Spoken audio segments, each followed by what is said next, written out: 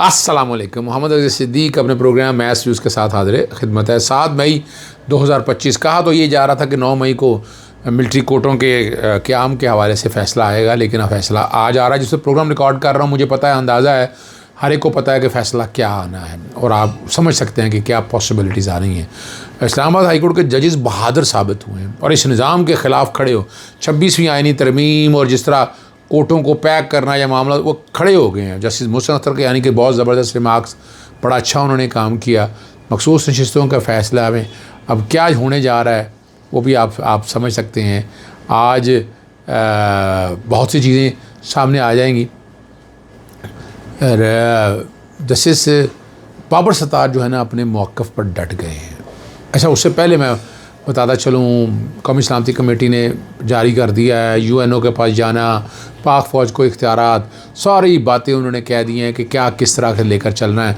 वो एक एक चीज़ सामने आ चुकी है और आपने सारा कुछ देख लिया है। अब नज़र ये आ रहा है, अब देखना ये कि एक सवाल बड़ा वाज़ेह है कि वो भारत ने जो मखसूस जगहों पर आकर हमला किया, ये कैसे पॉसिबल हो गया। ये तो टारगेट, ये नहीं, बड़े सवाल उठ रहे हैं इस हवाले से। और इसका मतलब है कि भारत अकेला नहीं है, इसके साथ कौन कौन सी और ताकतें हैं, ये ताक़ीद करना बड़ा ज़रूरी है। भारत अकेला इतने बड़े टारगेट अहदाफ पूरे नहीं कर सकता और जिस तरह उसने अहदाफ किए हैं, कल वो बताएगा कि नाम दहशतगर्दी के ख़त्म करने के लिए मैंने ये इक़दाम किए हैं, पाकिस्तान को और बदनाम। और उसमें ख्वाजा आसिफ का बयान अगर आप देखें तो वहाँ से अंदाज़ा हो जाएगा ख्वाजा आसिफ की तरफ से एडमिशन और कितना वो गले पड़ा और कितना पूरी दुनिया में जग सही। आज ख्वाजा आसिफ से नहीं पूछा जाएगा, ना कौमी सलामती के इदारे, ना कोई और उनसे पूछेगा कि ख्वाजा आसिफ तुमने ये क्या किया है। कोई जवाब देगा ज़रा, ख्वाजा आसिफ के पास तो जवाब देने के लिए है ही कुछ नहीं है। जस्टिस बाबर सत्तार अपने मौक़िफ़ पर डट गए और उन्होंने जो बात की है, बड़े सख्त सवालात, सख्त ऑर्डर जारी किया उन्होंने DG इमिग्रेशन को बुलाया था, पासपोर्ट को अदालतिया का खिलाफवर्जी पर तौहीन अदालत केस में ज़ाती हैसियत में बुलाया था और कहा था कि अगर ना पेश हुए तो वारंट गिरफ़्तारी करके कल गिरफ़्तार पेश करने का ऑर्डर किया। लेकिन दूसरे केस में भी आज तलबी का ऑर्डर था, तो आज 2 बजे पेश होने का हुक्म देते हुए देश के शर्मिंदगी से बचना है तो अदालत में पेश हो जाएं। जस्टिस बाबर सत्तार ने जब ये बात सामने उठाई है ना, बात यहीं पर ख़त्म नहीं होती है। एक शोकॉज़ नोटिस यहाँ भी जारी हुआ। जस्टिस बाबर सत्तार ने DG इमिग्रेशन और डायरेक्टर नैब के ख़िलाफ़ तौहीन अदालत केस के ऑर्डर के बावजूद कॉज लिस्ट में शामिल न करने पर डेप्टी रजिस्ट्रार जुडिशल को भी तौहीन अदालत का नोटिस जारी कर दिया। केस फिक्सेशन नहीं है ना जी। और मुकालमा करते हुए मैं आपको पंचिंग बैग कभी इधर से उधर नहीं बनाना चाहता। आप समझ रहे हैं ना, कोई जुडिशल आर्डर था या किसी और आपने कहा था, आप केस कॉज लिस्ट में शामिल नहीं किया गया, तो डिप्टी रजिस्ट्रार जुडिशल ने कहा कि केस डिवीज़न बेंच में हो तो सिंगल बेंच में मुकर्रर नहीं किया जा सकता। जस्टिस बाबर सत्तार ने तौहीन अदालत का शोकॉज़ नोटिस जारी करते हुए रिमार्क्स दिए, ठीक है फिर आप जेल जाएंगे। और ये हैं वो जजेस जो खड़े हो रहे हैं जो उस निज़ाम। बाकी हाई कोर्टों में आप बता दें, मैं किसी को तनकीद नहीं कर रहा। यहाँ एक जज से केस दूसरे जज के पास ट्रांसफ़र हो जाए, लाहौर हाई कोर्ट में हो रहा है और वो कोई जज कुछ कर ही नहीं सकता, जिसके पास जाता है वो शेर बन जाता है। ये हकीकत है। ये मैं कई ऐसी मिसालें आपके सामने मैं रख सकता हूँ।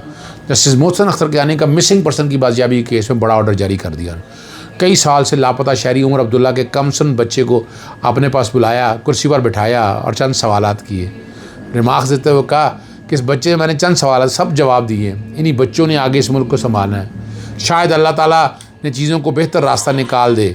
डाटा और चीज़ें शेयर करेंगे तो फिर ही पता चलेगा। जस्टिस मोहसिन अख्तर कियानी ने का मज़ीद कहना कि मुझे इंटेलिजेंस एजेंसियों IB, ISI और MI के अफसरान ब्रिगेडियर पर, गालिबन ब्रिगेडियर्स हैं, पर मुश्तमिल जबरी गुमशुदगी अफराद से मुतालिक बनाई गई कमेटी के नुमाइंदों से कैमरा ब्रीफिंग चाहिए।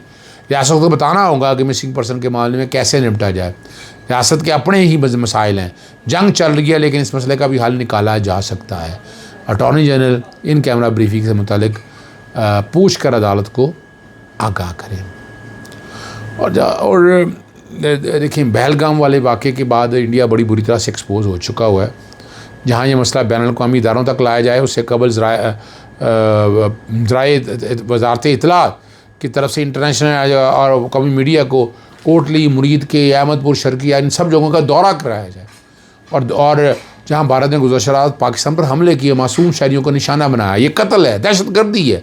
और मोदी को अदालतों के कटहरे में लाकर खड़ा जाए, सड़कों में घसीटना चाहिए। इंटरनेशनल कौमी मीडिया के ज़रिए भारत की जारहियत को दुनिया के सामने बेनकाब किया जाए। 30 के लगभग गैर मुल्की और 50 से ज़्यादा मुल्की मीडिया के नुमाइंदगान इन मुकामात का दौरा कह रहे हैं। वज़ीर-ए-आज़म का खिताब भी होगा जो बात सामने आ रही है। मखसूस नशस्तों के केस में अब नज़रसानी की अपील पर समात जो है ना उस पर अमल दरामद नहीं हुआ, तौहीन अदालत का केस निकाल दिया गया, 11 मेंबर बेंच बन गया। अब 11 मेंबर बेंच के सामने वो निकाल दिया और 13 मेंबर बेंच पहले था। 2 जजेस ने नज़रसानी को मुस्तरद कर दिया और उनको बेंच से अलहदा कर दिया। अब अजीब पेशरफ सामने आई है, ठीक है ना जी। और आज जब सामने हुआ, अब वजह जो बताइए कि फैसल सिद्दीकी जो है फ़्लाइट ऑपरेशन बंद होने की वजह से इस्लामाबाद नहीं पहुंच सके। हामिद खान ने केस मुलतवी करने की इस्तदा की जो सुप्रीम कोर्ट ने मंजूर कर ली, जैसे ज़मीन ने कट्टा खोल दिया। मखसूस ने जिसे PTI को देने के सुप्रीम कोर्ट के फैसले पर अमल दरामद करने पर तौहीन अदालत की जो दरख्वास्त दायर की थी ना, वो में नया बेंच तश्कील दिया जाएगा जो कम जजेस पर मुश्तमिल होगा ताकि अपील का हक़ मुतासर ना हो। अब ज़रा समझिएगा बात को। मखसूस रिश्तों के नज़रसानी केस में जस्टिस आयशा मलिक और जस्टिस अकील अब्बासी अपनी राय दे चुके हैं। फैसले में उनकी राय शामिल होगी। अब 11 मेंबर बेंच ही इस केस की समाअत करेगा और जस्टिस जमाल मंदोखेल ने चीफ इलेक्शन कमीशन को ज़ाती हैसियत में पेश ना होने पर शोकास के नोटिस का इंडिया दे दिया। आखिरी बात जो मैं आपके सामने करूँगा, इंडिया का ऑपरेशन संदूर और मंगलसूत्र बतौर तंज है ज़रा बेसिकली। असल सिर्फ ऑपरेशन संदूर नाकाम और मोदी इस वक्त वैधवा जिसका शोहर मर जाए हो चुका हुआ है, मगर भारत का बुज़लाना हमला पाकिस्तान के आबी ज़खायर पर भारतीय जारहियत कायम है। नीलम झेलम हाइड्रो प्रोजेक्ट पर भारतीय गोलाबारी, भारत की जानब से आबी ज़खायर पर हमला बैनुल-अक़वामी कवानीन की सरीहन खिलाफवर्जी है और इंडिया हमला नाकाम हो चुका है। अब बाकी साइबर सिक्योरिटी का ख़तरा भी अभी मौजूद है। शिकस्त तस्लीम करते हुए सफ़ेद परचम भी लहरा दिया और ये सारी जो राफेल तैयारों के साथ जो कुछ हुआ है हम लोग सारा कुछ देख चुके हैं। मैं उन चीज़ों में आगे की तरफ नहीं जाना रहा। और आखिर में जो बात है, 2 बातें करनी है। आज फैसला जाए, जिस पर प्रोग्राम देख रहे होंगे, मिलिट्री कोर्ट का फ़ैसला आ चुका है और ये आने वाला होगा। कहा गई है कॉल लिस्ट जारी कर दी गई है और इसमें हर एक को पता है क्या होना है। सुप्रीम कोर्ट माइंड अपना दे बैठी है। एनी बैच ऐसे नहीं बना था जिस वजह से बना था, वो चाहते यही हैं कि सिविलियन को मिलिट्री अदालतों में से, लेकिन आइन और कानून इसके बिल्कुल बरक्स है। लाहौर हाई कोर्ट में जमात दावा के अमीर हाफिज़ सईद और साथियों की सज़ाओं के अलावा अपीलों की समाअत के लिए मुकर्रर। बावलपुर में मौलाना मसूद अज़हर के 2 मसाजिद पर हमला किया गया। मरकज़ तैयबा मुरीद के भी हमला किया गया और आज ये केस लगा दिया गया। जिस बुज़दिल हिंदू ने मस्जिद पर हमला किया वो सुबह फजर की नमाज अदा की गई। लाहौर हाई कोर्ट के जस्टिस शहबाज रिजवी और तारक महमूद मुश्तमिल ने इस केस की समाअत की और हाफिज़ मोहम्मद सईद, हाफिज़ अब्दुर्रहमान मक्की और उनके साथियों ने ये जो ट्रायल अदालतों की सज़ा को चैलेंज कर रखा है और चंदा इकट्ठा करने पर मुकदमा में 10-10 साल की सज़ा सुना रखी है। यानी स्टेज के ऊपर अपीलें वैसे मुकर्रर नहीं होनी चाहिए थी। मैं नहीं इत्तफ़ाक़ करता इस तरीक़ेकार या बुनियादी तौर पर। अब यानी इंडिया बहाना बनाना चाहता है, इंडिया सारे मामलों को अपने तरीक़ों से लेकर चलना चाहते हैं। अगर आप उस तरीक़ों से चलेंगे तो नुकसान क्या होना है इस मुल्क का, ये सोचना है आपको। कौम को इकट्ठा करना है, उसके लिए इकट्ठा करें। इमरान खान को बाहर निकालें, वो आपके सामने जलसे करेगा, 3, 4, 5 जलसे करेगा, पूरी कौम जाके इकट्ठी होगी। अभी भी है, मैं ये नहीं कह रहा कि कौम उस तरह नहीं, लेकिन वो बेदारी की बात ही और है। उस लीडर को निकालना ही बहुत है, आंखों में आंखें डाल के बात करेगा। बाकी तो हमारी जितनी लीडरशिप है हम नहीं मुतमईन उनसे। हम ना वज़ीर-ए-आज़म के तरीक़ाकार से मुतमईन है, ना हम किसी और से मुतमईन है। हम ये समझते हैं कि ये हालात अगर आगे की तरफ लेके जाना है तो बोल्ड स्टेप लेने होंगे। अब कौमी सलामती कमेटी के बाद क्या बोल्ड स्टेप लिए जाते हैं वो देखने वाले हैं, वो सोचने वाले हैं।